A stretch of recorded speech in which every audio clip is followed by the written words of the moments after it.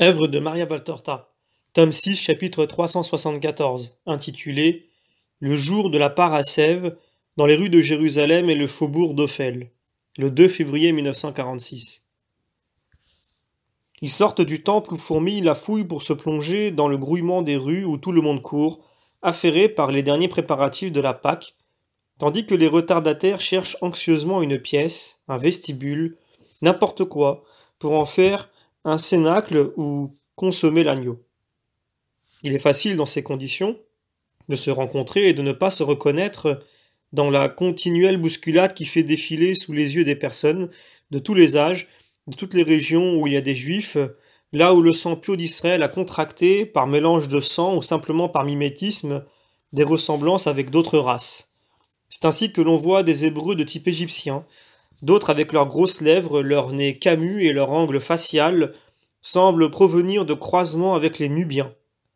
D'autres encore, aux traits bien dessinés, fins, aux membres élancés, aux yeux vifs, trahissent leur appartenance aux colonies grecques ou des mélanges avec les Grecs.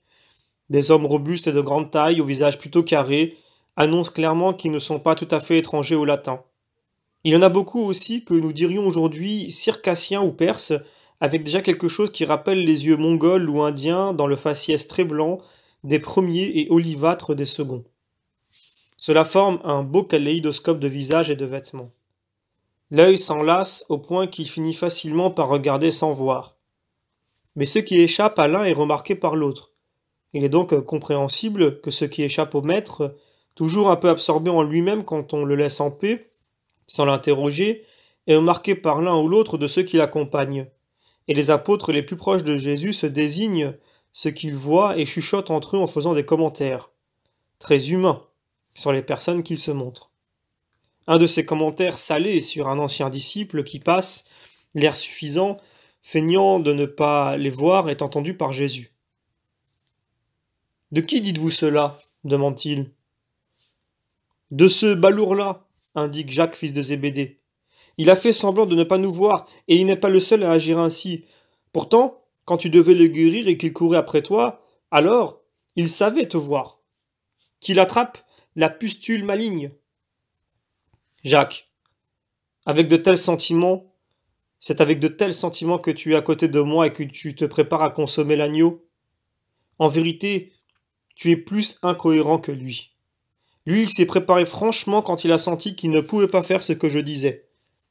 Toi, tu restes, mais tu ne fais pas ce que je dis. N'es-tu pas alors plus pécheur que lui ? Jacques rougit à en être congestionné et confus, se retire derrière ses compagnons. « C'est que cela fait mal de les voir agir ainsi, maître, dit Jean pour aider son frère qui a reçu les reproches. Notre amour se révolte devant leur manque d'amour. Oui, mais croyez-vous les y amener en agissant ainsi ? Impolitesse, paroles méchantes, insultes n'ont jamais conduit là où l'on devrait amener un rival ou quelqu'un qui pense autrement. Ce sont la douceur, la patience, la charité, la persévérance malgré tous les refus qui finissent par obtenir un résultat. Je comprends votre cœur qui souffre de ne pas me voir aimer et je partage vos sentiments, mais je voudrais vous voir agir de façon plus surnaturelle pour me faire aimer. Allons, Jacques, viens ici. Ce n'est pas pour t'humilier que je t'ai parlé. Comprenons-nous, aimons-nous, au moins entre nous, mes amis. Il y a déjà tant d'incompréhension et de douleur pour le Fils de l'homme. Jacques, rasséréné, revient à côté de lui. Ils marchent un moment en silence, puis Thomas explose en une exclamation de tonnerre. « Pourtant, c'est vraiment honteux !»« Quoi ?» demande Jésus. « Mais la lâcheté d'un si grand nombre. Maître, ne vois-tu pas combien font mine de ne pas te connaître ? Et qu'est-ce que cela fait ? Est-ce que leur manière d'agir changera un iota de ce qui est écrit de moi ? Non. Ce n'est que pour eux que changera ce qui pourrait être écrit.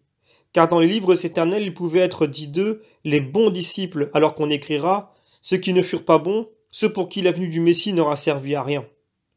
C'est une parole redoutable, vous savez, plus que celle de Adam avec Ève pécha. Parce que je peux effacer ce péché, mais je ne pourrai pas effacer le reniement du Verbe sauveur. Tournons de ce côté. Je m'arrêterai avec mes frères avec Simon-Pierre et Jacques dans le faubourg d'Ophel. Judas restera aussi.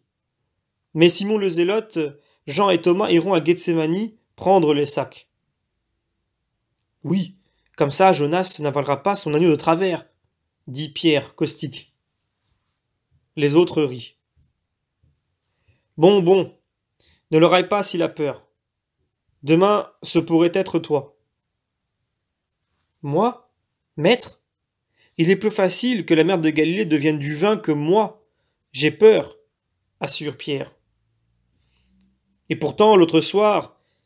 Ah, Simon, tu ne paraissais pas fort courageux dans l'escalier du palais de Couza, dit Judas narquois, sans trop d'ironie, mais assez sarcastique pour piquer Pierre. C'est parce que je craignais pour le Seigneur que j'étais agité, moi, pas pour autre chose. Bien, bien. Souhaitons-nous de n'avoir jamais peur pour ne pas faire piètre figure, hein? Répond Judas en lui frappant l'épaule de la main d'un air protecteur et mauvais. À d'autres moments, sa manière de faire aurait déchaîné une réaction. Mais Pierre, depuis le soir précédent, est en admiration devant Judas et supporte tout de lui. Jésus dit que Philippe et Nathanaël aillent avec André et Matthieu au palais de Lazare prévenir que nous arrivons. Ces derniers se séparent et les autres continuent avec Jésus. Les disciples, hormis Étienne et Isaac, suivent les apôtres envoyés au palais. Au faubourg d'Ophel, nouvelle séparation. Ceux qui sont envoyés à Gethsémani y vont rapidement avec Isaac. Étienne reste avec Jésus, les fils d'Alphée, Pierre, Jacques et Judas, et pour ne pas rester arrêtés au carrefour, ils avancent lentement dans la même direction que ceux qui sont partis à Gethsémani. Ils prennent exactement le raccourci que Jésus parcourra, dans la nuit du jeudi saint, entre ceux qui le torturent. Maintenant, vers midi, le chemin est désert. Après quelques pas, il tombe sur une toute petite place, avec une fontaine ombragée par un figuier qui ouvre ses feuilles tendres sur le miroir d'une eau paisible. Voilà Samuel, l'époux d'Analia, dit Jacques, fils d'Alphée. Il doit bien le connaître. Le jeune homme, chargé de nombreuses provisions, s'apprête à entrer dans la maison avec l'agneau. Il s'occupe du repas pascal pour son parent aussi, relève Jude. S'est-il donc établi ici, maintenant? N'était-il pas parti? Demande Pierre. Oui, il s'est établi ici. On dit qu'il fréquente la fille de Cléophas, le sandalier. Elle a de l'argent. Ah, dans ce cas, pourquoi prétend-il qu'Analia l'a abandonné? Demande Judas. C'est un mensonge. S'est-il donc établi ici, maintenant? N'était-il pas parti? Demande Pierre. Oui, il s'est établi ici. On dit qu'il fréquente la fille de Cléophas, le sandalier. Elle a de l'argent. Ah, dans ce cas, pourquoi prétend-il qu'Analia l'a abandonné? Demande Judas. C'est un mensonge. L'homme, répond Jésus à Judas, y a facilement recours. Il ignore qu'en agissant ainsi, il se met sur la voie du mal. Il suffit d'un premier pas, d'un seul pas, pour ne plus pouvoir s'en dégager. C'est de la glu, un labyrinthe, c'est une trappe d'où l'on ne remonte pas. Dommage, cet homme paraissait si bon l'an dernier, dit Jacques, fils de Zébédée. Oui, moi je croyais vraiment qu'il allait imiter son épouse en se donnant tout entier à toi pour faire un couple angélique, à ton service. Je l'aurais juré, dit Pierre. Bon Simon, ne jure jamais de l'avenir d'un homme. Il n'y a rien de plus incertain. Aucun élément qui existe au moment du serment ne peut être une garantie de certitude. Il y a des criminels qui deviennent saints et des justes, ou des gens qui semblent l'être qui deviennent criminels, lui répond Jésus. Samuel, pendant ce temps, est entré dans la maison dont il est ressorti pour aller chercher de l'eau pure à la fontaine. Il voit ainsi Jésus. Il le regarde avec un mépris manifeste et lui lance certainement une insulte, mais elle est dite en hébreu et je ne la comprends pas. Judas se précipite, lui saisit un bras et le secoue comme un arbre dont on veut faire tomber les fruits mûrs. Est-ce ainsi que tu parles au maître, ô pécheur? Par terre, à genoux, tout de suite, demande-lui pardon. Langue souillée d'une ordure de porc. Par terre, ou je te mets en morceaux. Sa violence subite donne à un beau Judas a un air terrible. Son visage s'altère à faire peur. C'est en vain que Jésus essaie de le calmer. Tant que l'Iscariote ne voit pas le blasphémateur à genoux dans la terre boueuse qui entoure la fontaine, il ne relâche pas la pression.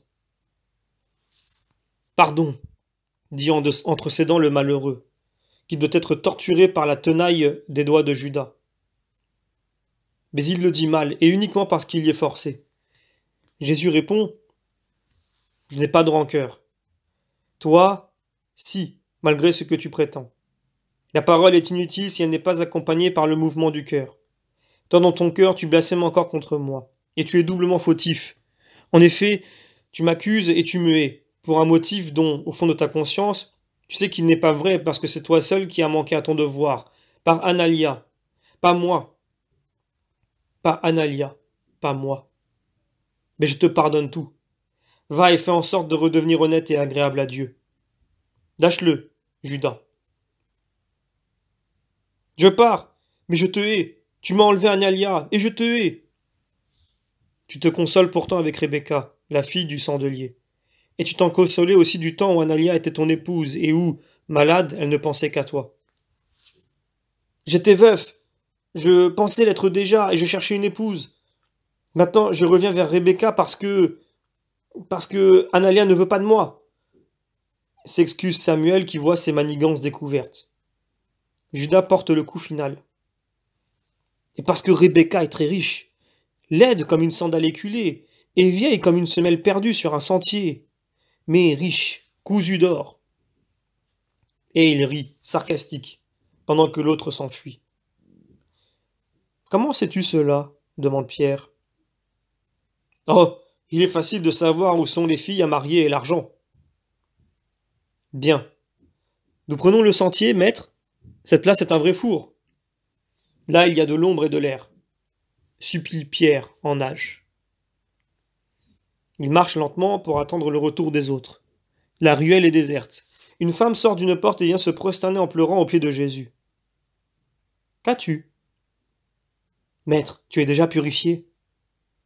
Oui, pourquoi me poses-tu cette question? Parce que je voulais te dire, mais tu ne peux pas t'en approcher. Ce n'est qu'une pourriture. Le médecin le dit infecté. Après la Pâque, j'appellerai le prêtre et Inon l'accueillera. Ne dis pas que je suis coupable. Moi, je ne savais pas. Il a travaillé plusieurs mois à Joppé et il est revenu dans cet état en disant qu'il s'était blessé. J'ai employé les baumes et les lavages avec les aromates, mais cela n'a servi à rien. J'ai consulté un herboriste. Il m'a donné des poudres pour le sang. J'ai éloigné les enfants. J'ai mis son lit à part, car je commençais à comprendre. Le mal a empiré. J'ai appelé le médecin. Il m'a dit, « Femme, tu connais ton devoir et moi le mien. C'est une plaie due à la débauche. Sépare-le de toi. Moi je le séparerai du peuple et le prêtre d'Israël. Il aurait dû y penser quand il offensait Dieu, toi et lui-même. Maintenant qu'il expie.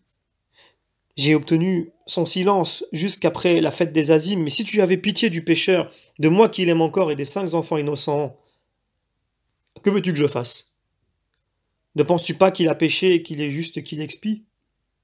Si, Seigneur, mais tu es la miséricorde vivante. Toute la foi dont une femme est capable se manifeste dans sa voix, dans son regard, dans son attitude de suppliante agenouillée, les bras tendus vers le Sauveur. Et lui, qu'a-t-il dans le cœur? Le découragement. Que veux-tu qu'il ait d'autre, Seigneur? Il suffirait d'un sentiment de repentir surnaturel, de justice, pour obtenir la pitié. De justice? Oui. Qu'il reconnaisse, j'ai péché, ma faute mérite cela, et bien davantage. Mais je demande de la pitié à ceux que j'ai offensés. Moi, je le lui ai pardonné. Toi, Dieu, donne-la lui. Je ne peux pas te dire d'entrer. Tu vois que je ne touche pas non plus, mais si tu veux, je vais l'appeler, et du haut de la terrasse, je le ferai parler. Oui. La femme, la tête dans l'entrée de la maison, appelle à haute voix. Jacob, Jacob, monte sur le toit. Montre-toi. N'aie pas peur. Au bout d'un moment, L'homme apparaît au parapet de la terrasse. Un visage jaunâtre bouffi, la gorge et une main bandée. Une ruine d'homme corrompu. Il regarde avec les yeux vitreux d'un malade qui souffre de maux ignobles. Il demande. Qui me veut? Jacob. Le Sauveur est là. La femme ne dit rien de plus, mais elle semble vouloir hypnotiser la malade. Le malade, lui transmettre sa pensée. L'homme, soit qu'il sente le souhait de sa femme, soit qu'il ait un mouvement spontané, tend les bras en disant « Oh, délivre-moi, je crois en toi. Il est horrible de mourir de cette façon. Il est horrible de manquer à son devoir. Tu ne pensais pas à elle, pas à tes enfants? Pitié, Seigneur, pour eux, pour moi, pardon, pardon. » Et il s'abat en pleurant sur le muret, les mains bandées, dépassant avec tout le bras, qui reste à découvert à cause des manches remontées, souillées déjà par les pustules toutes proches, enflées, repoussant. L'homme dans cette position a l'air d'une marionnette macabre, une dépouille jetée là, déjà sur le point de se décomposer. Il fait peine à voir et donne la nausée. La femme pleure, toujours agenouillée dans la poussière. Jésus semble attendre encore un mot. Il arrive enfin au milieu des sanglots. Je gémis près de toi. Mon cœur est contrit. Promets au moins qu'eux ne souffriront pas de la faim, et puis je m'en irai, résigné à l'expiation. Et toi sauve mon âme, sauveur béni. Elle au moins. Elle au moins.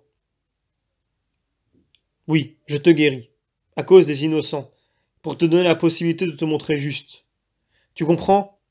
Rappelle-toi que le Sauveur t'a guéri. Dieu, seule la façon dont tu répondras à cette grâce, te pardonnera tes fautes. Adieu. Paix à toi, femme. Et il part presque en courant à la rencontre de ceux qui arrivent de Gethsémani, sans même se laisser arrêter par les cris de l'homme qui se sent et se voit guéri, ni par ceux de sa femme. Prenons cette ruelle pour ne pas passer par là, dit Jésus, après s'être réuni aux autres.